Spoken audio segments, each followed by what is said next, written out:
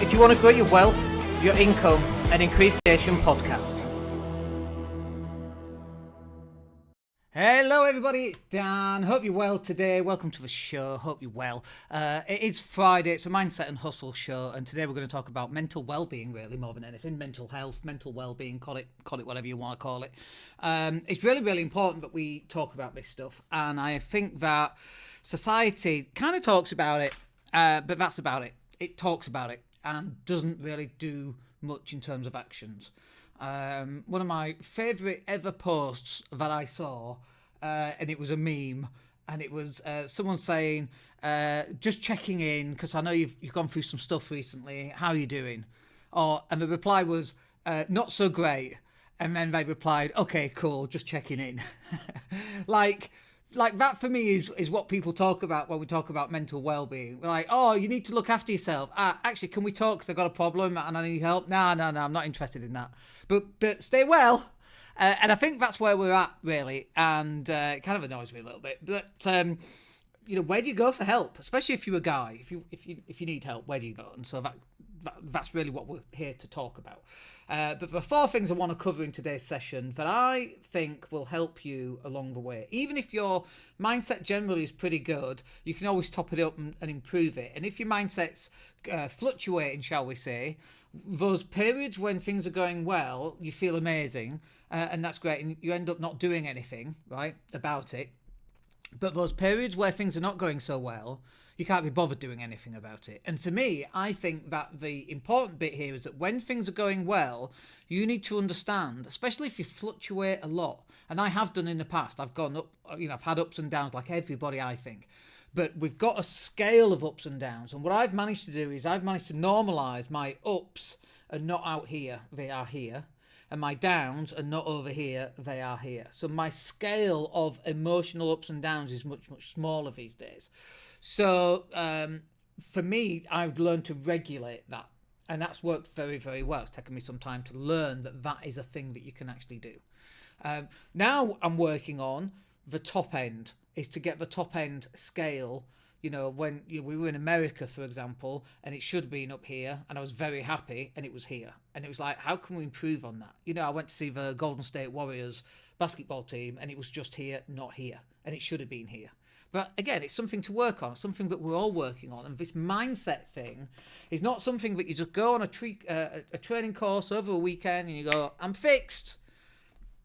Yeah, that's not what happens. Monday, you have a letter coming through, banks repossessing, your car's been taken, you've lost your job, your kid's getting bullied at school, anything, right? And it comes and it knocks you off, and then now you're on this low, and it's like, how can we get you back up?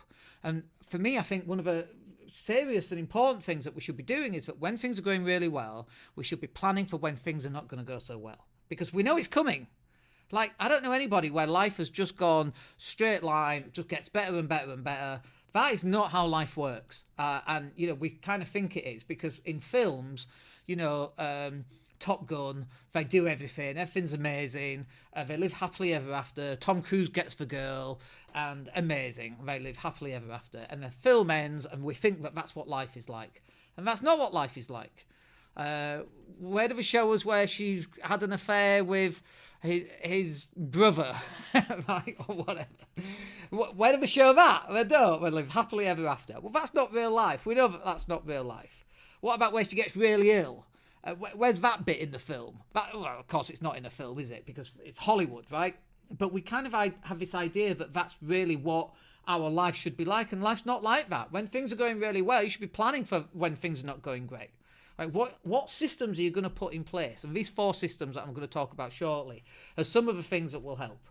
Now, when you're feeling down, you don't want to do anything. You don't want to go to the gym. You don't want to write down goals. You don't want to eat well. In fact, quite the opposite. You just want to play on the Xbox. You want to eat donuts and pizza and shit, effectively. You don't want to see goals, because what's the point? You don't want to go and work out because you're fat anyway. What's the point? No one loves me, right? You go through this whole rigmarole of what we tell ourselves. It's because we've not planned for these down times, these down periods that we know are going to come, because life is not this straight line that things just get better and better and better. So number one then, of the four things that you need for positive mental health is goals. Like, What is your goal? What is this thing that you are striving to aim for? Is it climbing Mount Kilimanjaro? Is it being a millionaire, whatever that might mean? Is it earning 10 grand a month? Is it getting in touch with your estranged daughter? Is it having, we had holiday of a lifetime this year in America. We were there for about 3 weeks. Absolutely amazing. Got a couple of things off the bucket list. We did Yosemite, we went horse riding on the beach, went to see Golden State Warriors, I went and trained at different CrossFit gyms, we watched loads of TV, we had loads of takeout food, we got so fed up with takeout food in the end. It was quite funny. Then we discovered Chipotle, which was really good, because now you can actually eat quite healthy with Chipotle, which is really cool. But what is that goal? And this is the thing, when you're feeling really down, you go, I'm not going to write a goal because what's the point? It's not going to happen anyway, and it won't make me feel better. And you're just in this negative state, right? And, if you've ever made major decisions when you're in a bad mood, you'll know just how bad those decisions can actually turn out. And so what we want to do is we want to make these goals when you're in a good mood, not when you're in a bad mood. And also we don't want to make these goals when you're in an amazing mood, because you write these goals that are so far-fetched from reality. Now, don't get me wrong, I love writing goals that are far-fetched from reality. My teacher in maths told me I was a dreamer. You're just a dreamer. All you do is you sit there and you daydream. Hey, folks, I live next to the Mediterranean. We went to CrossFit this morning, and our drive takes us across the Mediterranean. We went for coffee at the beach bar yesterday. Don't tell me I live in a dream world, because I know I live in a dream world. It's my dream world. I made it. These things are possible. I know that because I'm done it with my 5 GCSEs and no degree, and just a gift of the gab or whatever it is, right? Whatever that happens to be, the goal to sit and dream these amazing things. We did USA in July. I did Bali last year. I've been on Santorini for a training course. Dream, goddammit, dream, build big goals. Big, hairy, scary, Mary, can't think of anything else that rhymes, goals that is going to challenge you to move your body, to move your mindset, to move your physicality towards something amazing. One of my goals is to be 55, so I'm 3 years off, and be in the CrossFit Games in Texas or wherever it's going to be held. I've got 3 years. It's a massive, massive goal. The challenges for me to achieve that goal are ginormous, right? People have been doing CrossFit since it started, and here I am, 30 months into my journey thinking I'm going to get there. Who cares? These big, hairy, audacious goals, you need those. Because if I only get halfway, imagine the sort of body that I've got, if I only get halfway to being a CrossFit athlete in the CrossFit Games, it's going to be freaking amazing. It's going to be 6-pack abs at 55 and big muscles and be able to run and jump and climb ropes and all that stuff. That's amazing. Even if I don't hit that target, who cares? It's about setting your sight in a particular direction and heading off for it. And this is why you should be goal setting. And do you know what's even better? Is that sometimes these goals come true. Building a multi-million pound property portfolio. That was a goal that I once had. But I wrote down when I was in my 21, 22, I was working all the numbers, and I hit that target by age 30, I think it was. I started at age 26 buying property, and by the way, when you buy a property in Leeds, it's 50 grand back, 25 years ago. It wasn't the same, and getting to £1 million of property in Leeds is actually quite difficult. Today, you could do that in London, and it's like a council flat, but it's possible. And if you set these goals, what would life be like if you actually hit those goals? What would life be like if you got 80% of the way to those goals? Fine, you might not hit the CrossFit Games, but imagine the sort of physique that you're going to have. And then imagine the knock-on effects of having that physique, of living till you're in your 80s and 90s, like livable 80s and 90s, not just surviving, eating, what do we call it, slushy food, and being fed through a tube, like actually living your life. Like that's where we want to be. And so when you set these goals, you have all these secondary and tertiary things that happen as a result of you setting that goal. And if you actually attain that goal And again, who cares if you attain it or not? It's the journey. That's where you learn the lessons. See, this is why most lottery winners go bust, because they win 5 million quid and they've gone from living in a council house to living on 5 million quid. They've not gone through the journey, so they blow it all in a couple of years. There's that guy who everybody knows about, and he went through it. He went through hookers and beer, and he had a big house, and he just ruined the whole thing. And then he went back to being a bin man. Like we know that, and it's because he's not gone through the journey that you and I are going through in this world of creating a business and generating more cash flow and buying assets and getting a better physical body. Those are the lessons that we need to get us to be the millionaire, to get us to have the six-pack, to get us to be the best dad or the best husband or the best wife or best partner that we actually can be. You've got to go through the process. But if you don't know the goal, if you don't know what the end goal is going to look like, well, how do you know which path to go on? You could just set off in any direction and you're not going to get there. But if you know what that looks like, so let's say, for example, you want 10% body fat. I don't know how old you are. I don't know what gender you are. I don't know anything, right? But let's just say you're 30. You want 10% body fat by the time you're 40. Great. That's, let's say you're 20% body fat now. That's 1% a year. That's more than doable, right? You could even do the whole lot in a year to get from, not take 10 years, but you could do it in just 1 year. But if you know that that's the thing that you want, and that's the goal, you want 10% body fat. For men, women, you need more body fat because your body fat is different to ours. But if you're a man and you want 10% body fat and you know that's your goal, then what are the things that you need to do to attain that? You need to eat better. You need to start working out, lift weights and go running, do CrossFit, whatever it happens to be. You know the things that you're going to do. And then what happens is you get more confidence, so you get promoted at work. Like, that's got nothing to do with weight loss. I mean, actually it has, because we know that, and you may hate this, you absolutely may hate this, but it's a fact and I can't help that, but good-looking people and fitter people get promoted faster than ugly people or people who are physically challenged, shall we say. Don't listen, I'm just the messenger, don't shoot me, it's just the way of the world. It annoys me too. Why does the good guy always get the promotion? Why? Why does a pretty woman, why is everybody nice to that pretty girl? Why? When they're not nice to me. We're the same people. We have the same hopes and dreams. Why? It's just the way of the world. I'm not here to change it. I can't change it. It's just society, and we can't do anything about that.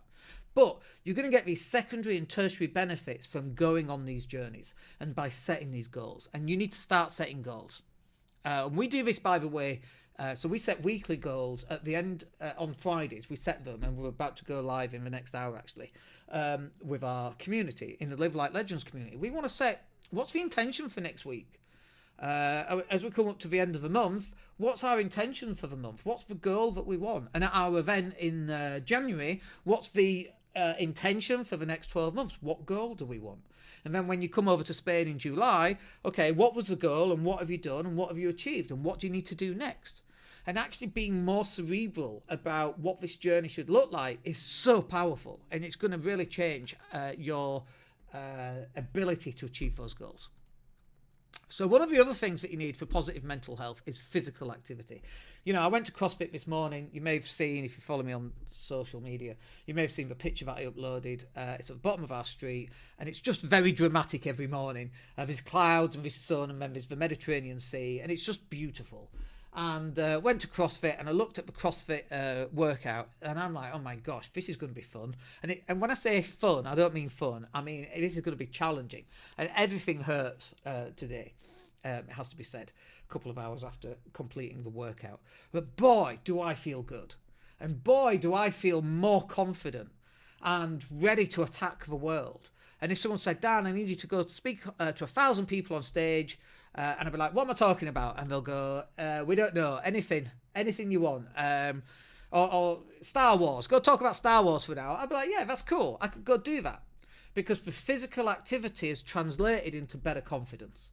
And better confidence translates into more money and a bigger ability to go out and do the things that you might once have found difficult. I have a pile of accounts that I need to get through. The physical activity, doing a physical activity where you've got all these clean and jerks and these pull-ups and these toes to bars and all these extra things that you have to do, when you're first starting out in that activity and you know that you've got this volume of work to get done, right? Listen to the language. You've got this volume of work that needs to get done. And you know that in order to get to the end, first you just have to start, and then you have to get to a quarter done, then you have to get a half done, then you're 3/4 of the way there, and by the time you're 3/4 of the way there, you might as well finish it, right? Like, imagine how that translates into this pile of physical work, not physical work, this pile of work, this pile of invoices that you have to put into Xero, for example. This is what I need to do today. Like, that's so much easier. First you just got to start, then you just got to get to the quarter, then you just got to get to the half. Like, that lesson comes from the training that we do at CrossFit. It doesn't have to be CrossFit. It can be whatever you want. As long as you're running and lifting weights, I actually don't care. And it doesn't have to be running. You could be cycling, right? But as long as you're lifting weights, at some point you have to lift weights. I don't care who you are and what you do. You need cardio and you need to lift something. Right? It could be body weight in pull-ups and push-ups. It could be going to the gym and using machines. It's irrelevant. But you need a combination of cardio and lifting weights. And that physical activity, after it's done, I think it's called a type A activity. It might be type B. Type A activity, if I've got the name right, is where you go and you do the workout and it's awful and you hate it and it's so hard and it's physically draining and it's physically painful. And then afterwards you go, whoa, that was an awesome workout. Like, that's a type A workout, if I've got the name right. That's what physical activity will do for you. And does it get addictive? Of course it gets addictive. But what a good addiction. I'm addicted to working out once a day for an hour. And is that a bad thing? I've got several addictions. Sleep, for example. I like to sleep a lot. I sleep every night, in fact. Food. I like to eat a lot. I eat every day, right? That's not a bad addiction. As long as it's not every hour of every day, you know, everything goes in moderation and so on. But getting that physical activity is so vitally important. The next one then that will give you a positive mental health is just eating the right foods. Like, I have this thing, right, where if I open a bag of sweets, and bear with me, I'm just going to drink some Diet Coke. But I have this thing where if I open a bag of sweets and I work my way through the sweets, and by the way, you know, rules are rules, right? You know, when you open a bag of Maltesers to share bag, you know you don't share those, right? Everybody, I know it says to share, but we all know that the rules are that you have to finish your entire bag. I'm pretty sure they're the rules. But when I open up some sugary sweets, you know, some chews or something, not chocolate, but I actually get my knees ache. And I think that a lot of bad health is actually caused from bad food, first up. But I also think it's caused from, what's it called where something gets bigger? Like you have a bruise and it gets bigger. I've forgotten the name. Inflammation. I couldn't remember the name. I think inflammation actually prevents good health. And I get inflammation from eating sugary sweets. And I also get headaches from eating sugary sweets as well. And even though I know I'm going to get the headache, sometimes I'll still eat them. Took the dog to the vets last week, and it's a $4,500 operation. It's quite a big operation, needless to say. And I was feeling really just depressed about it, quite frankly. And on the way home, bought some jellies, bought some sweets, felt like shit. Because this is what we do, right? We go to food because we're emotional eaters. Like, everyone's an emotional eater. Like, I don't know anyone who's not an emotional eater. And if you are, you're a bit weird. And weird's okay. There's nothing wrong with that. But I ate all these sweets. And later on, oh my God, I felt absolutely dreadful. I felt dreadful physically. My knees hurt, for God's sake. I have beer knees. If I drink too much beer, the next day, my knees don't work properly. I have beer knees. And it's like knowing and understanding your body and what it can take and what it can't take.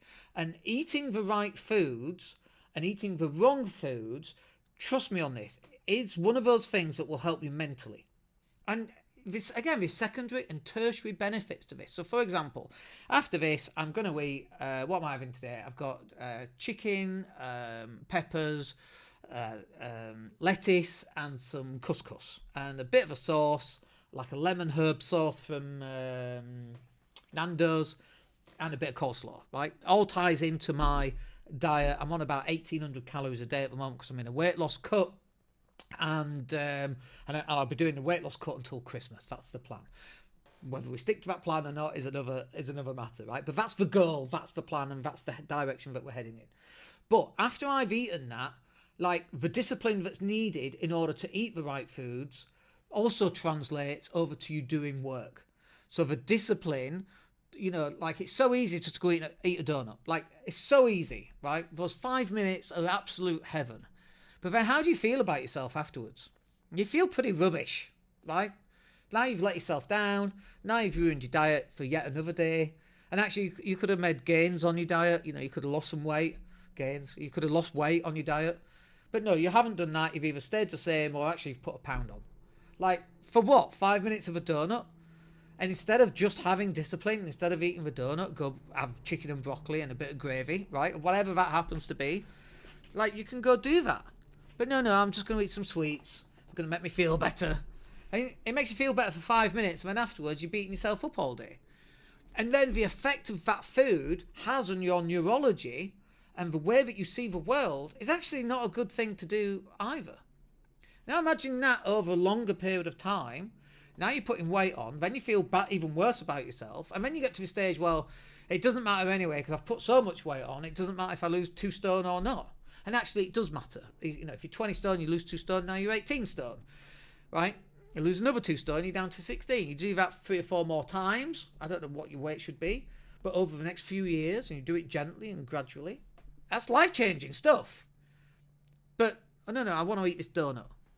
Like, every single day, and actually every hour of every single day, is the difference that makes the difference when it comes to eating right, and that will help you mentally as well. And then just finally on this, the right network is so important when we're talking about positive mental health.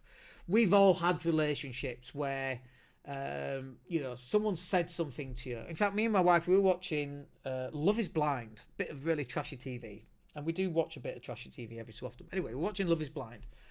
And the woman said to the man, she called him delusional. Delusional. I said to my wife, I said, if you at any stage in our relationship would call me delusional, and I have these high goals, right? CrossFit Games is a high goal. Being a millionaire and owning millions of pounds worth of property is a high goal. Moving to Spain and living in Spain and doing CrossFit every morning is a very lofty goal. But if my wife at some point had said, you're just delusional, we would not be still married. Because that network is not supportive. And I have friends, acquaintances, shall we call them, who are not supportive, who take the piss out of everything you do. And it's like, that's actually not what I want. I don't need you to take the piss. I know that I'm failing in certain areas. I don't need you to remind me. I need you to give me support and accountability and to drive me on and to go, have you lost weight? That's what you need. That's what your support network should look like. I make it a point when I go to CrossFit and I see someone who've not been for a while, you got bigger. Have you lost a few pounds? Is that a new top? Like, amazing. I love your hair. One of the guys was growing his hair. He had braided hair. Told him I loved it. And I do. I like his hair, right? And then he had dreads. And then he shaved it all. And every stage I told him how much I liked his hair. Why would you not do that? Why would you not make people feel better about themselves? And why are your friends and your group and your network not saying nice things to your face as well? Not behind your back, but actually to your face. I was thinking about you and I saw this and I thought, oh, I'd love that, so I sent it to you. There's this idea called pebbling. I was telling a friend just yesterday that we're having coffee down at the beach hut. There's this idea called pebbling. And it's a thing that penguins do to each other. And we also do it as humans, right? So when you share a meme with your friend, you go, I saw this and I thought it was really funny. I thought I'd send it to you. That's pebbling. And penguins give each other a pebble, right? And it's called pebbling. And it's where, I've got a friend and he lives in London and I saw something funny and I sent him the meme and I saw this and I thought it was perfect for you, right? That's amazing. That's really nice. Try it. Just go try this with people that you know. Just try going out of your way to be incredibly nice. This is about building a network. And if you might go, well, no one ever pays me a compliment. When did you pay other people compliments? You can't just do it once. You've got to be a complimentary person. I've done this where I've just practiced smiling at strangers. Like, not weird. Not weird. If you stood next to a school smiling at the kids, you might get the police called on you. That's not what I mean. Go to CrossFit. Morning. Buenos dias. A big smile. People you've never seen before. Hey, high five them. They love that shit. Go do it. Go try it. Honestly, it comes back in droves. People high-fiving you. Hey, Dad. I'm like, I don't know who that was. They high-five them anyway. But building the network, and this is not just going to CrossFit, but this is about your business network, your home network. If you go to a running club, the running club network. Being surrounded by positive, like-minded people that are going to support you and hold you up and make you feel good about yourself. Like, who would not feel good? How is that not helping your mental well-being? Of course it is. And a combination of these 4 things right here, the combination of those things are going to just absolutely light a rocket under your ass about how you feel about yourself and life and the future. All right, I hope you found that useful. We'll catch up with you on the next one. My name's Dan Latto. Have a great weekend, and we'll speak to you soon. Take care. Hey, it's Dan here. Thank you for listening. Really appreciate each and every one of you. Please click